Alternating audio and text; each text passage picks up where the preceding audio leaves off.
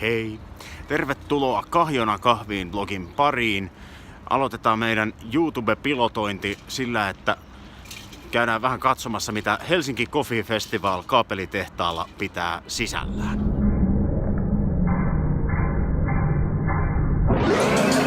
Meillä on Lehmusroosterin Visa, paahtomestari tässä paikalla ja kertoo minulle kotipahtimesta nimeltä Ikava. Just näin. Mitäs meillä on meneillään? Meillä on meneillään nyt tässä semmonen homma kahvifestareilla, että pääsee tosissaan mun kanssa paahtamaan meidän testipahtimen Ikava-merkkisen testipahtimen kanssa 50 grammaa laadukasta kahvia. Ja tämä kyseinen pahdinmalli on Ikavan tämmönen professional-malli ja tästä on semmonen home-versio, mikä on sitten edukkaampi. Tämä pro-versio on semmonen 3 tonnin vehe, ainakin silloin kun me ostettiin. Ja home-versio on vajassa tonnissa. Muistaakseni. En oo kysynyt sitä hintaa, mutta kuulin, että se on vajassa tonnissa. Meillä asiakas saa täällä valita kahdesta kahvista haluamansa. Joo. Meillä on kenialaista SL2 ja 3-4 pavuista post-prosessoitua kahvia.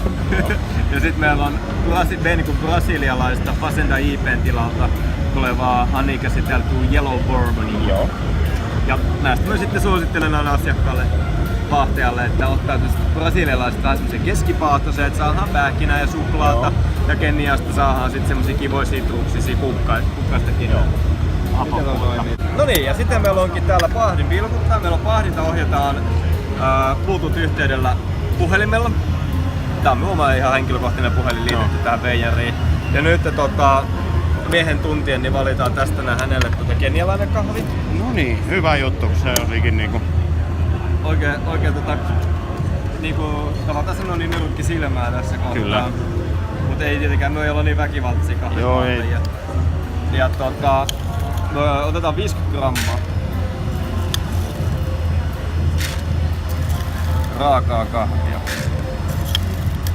Ja kaikille kuuntelijoillehan siis tiedoksi, että tältä se kahvi näyttää ennen paahtamista, kun se on otettu kahvimarjan sisältä ulos eri menetelmin.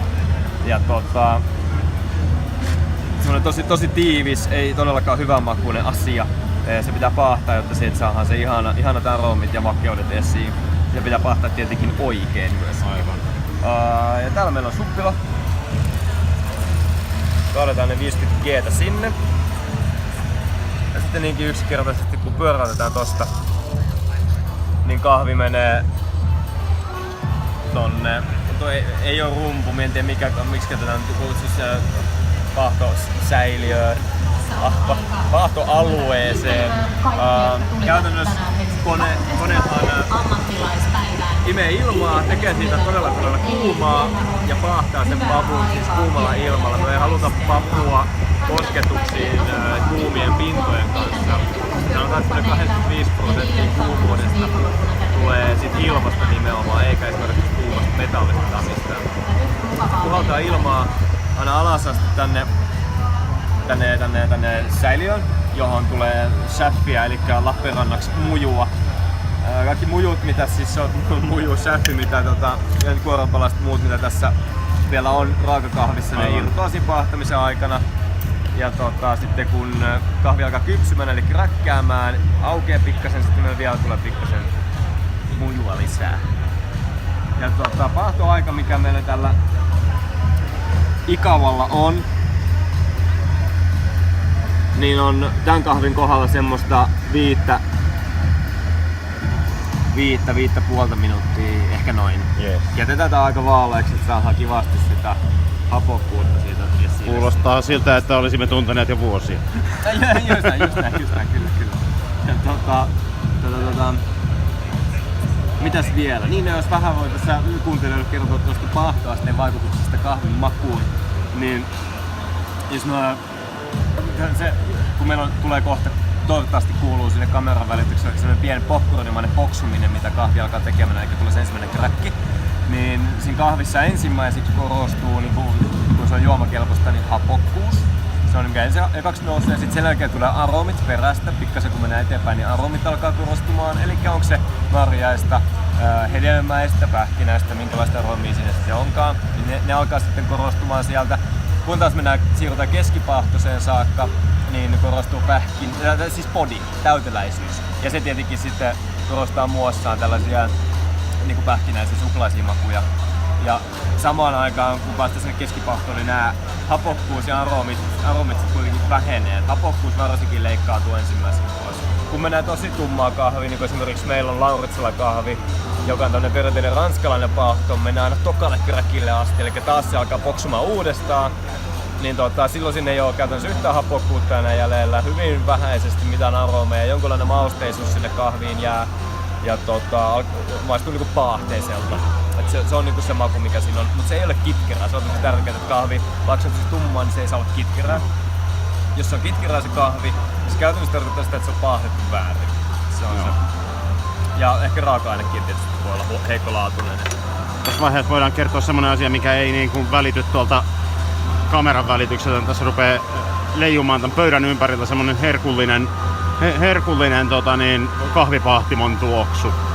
Joo, se on just se nimenomaan se paahtimon tuoksu. Tässä meillä on savupiippu, eli se ilma tulee sen virtaa pihalle. Oi.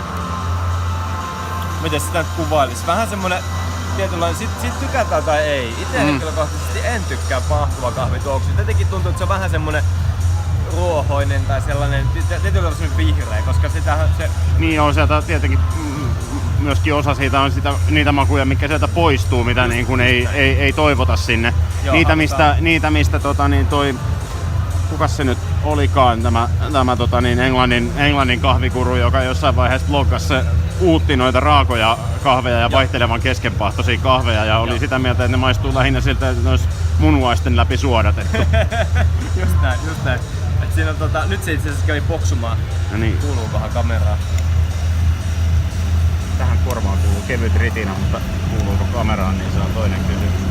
Mä unohdin laittaa tähän tämän niin kuin laadukkaan mikrofonin vielä kiinni. Niin. Nythän me halutaan sitten seurata tässä paahtumisen aikana, tai tämän ensimmäisen kräkin alkamista, jonka me merkkasin tänne masinaan, niin halutaan seurata tuommoista DTR-arvoa, joka on Development Time Ratio, eli kuinka monta prosenttia ensimmäisen kräkin alkamisesta tähän hetkeen on se aika koko paahtoajasta.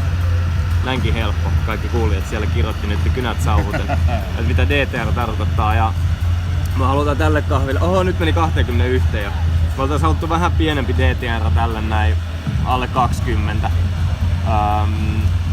Jos me mietitään, että miten tää kaikki niinku komppaa esimerkiksi meidän tuotantopahdon kanssa, me tehdään semmoisella 15-kilosena Gissenin valmistamalla kahvilla tuotantoa, niin lukevat aika erilaiset. Esimerkiksi meidän kokonaispahtoaika oli nyt 5 minuuttia 9 sekuntia. Kun taas kun me pahdetaan tää meidän Gissenillä tonne pakettiin, niin se on semmonen 11 minuuttia muistaakseni. Siinä se pitäisi tietää tarkemmin. Enpä nyt muista enää tässä kohtaa, mutta kuitenkin pahtoaika on pitempi, DTR on lyhyempi, että meillä saattaa vaalaiskahvissa olla ihan semmonen jopa vajaan 10% DTR, että se vie eri tavalla paahtuu. Mennään hitaasti sinne ensimmäiseen kräkkiin ja sit saattaa tulla tuollaisessa vaalaiskahvissa jyrkkä pudotus ja sit se on kypsä se kahvi. Mutta tärkeintä on se kahvi paahtaa niin, että se on ulkonta ja sisältä tasakypsä. Sen takia se pitää paahtaa hitaasti, ei nopeasti. Jos ostaa jonkun nopeasti paahdetun suuren teollisen paahtimon tummapaahtoisen kahvin, ostat se papuuna, aukasit se pavun, niin se huomaa semmoista vaaleita, että se on epäkypsä, että se on sieltä sisäpuolelta niinku raaempi. Et just samalla lailla kuin lihan ei pidä olla. Niin just näin. Tässä katsotaan tietyllä tavalla aika paljon samoja juttuja niin kuin paahtamisessa, vaikka siis lihan kypsyttämisessä on Maillardin reaktioa ja karamellisoitumista ja muuta, mitkä kun tapahtuu tietyllä tavalla, niin saadaan tietynlaisia makuja aikaiseksi, mitä halutaan. Ja sit jos tietyt vaiheet menee väärin, niin sitten me tiedetään, että okei, tää maistuu vaikka vähän nimenomaan vaikka paahtuneelta, leipäseltä, paperiselta, se on kuiva, siitä puuttuu makeutta. Lähtökohta on tosissaan se, että kahvi pitää aina olla makeata. Siitä se homma lähtee. Nyt se jäähyttää sitä kahvia siellä. Enää se ei kuumene sitä ilmaa, vaan se puhaltaa niinku viileitä ilmaa sinne papuihin ja halutaan, että se jäähtyy. Tässä niin kuin tuotantopahdossakin halutaan, että se jäähtyy se kahvi mahdollisimman nopeasti, jotta se ei näkyisi. Siellä on kaikki muju, mikä meillä tästä paahtumisesta on tullut. Noin. Nyt se on paahtunut. Siellä on tosissaan noin. Pois menevät osat. Pikkasen pyyhkästään. Kuppia. Pyyhkästään vähän kaikki, ettei ja sit tulee tää ajaamaan hetki. Nyt kamera fokusoituu tonne. Otetaan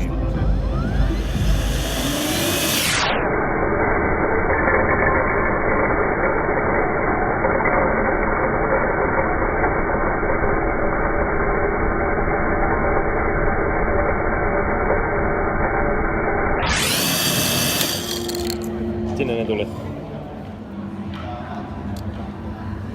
Niin. Siellä se on paahdettu. Vasta paahdettua Kauniin tasaisen värinen. Tää on korkealaatuinen raaka-aine, eli se on puhas tasalaatuinen myös niinku raakana. Ja se näkyy myöskin sitten tässä paahdossa, että siellä ei ole mitään hirveitä heittoja missään. Otetaan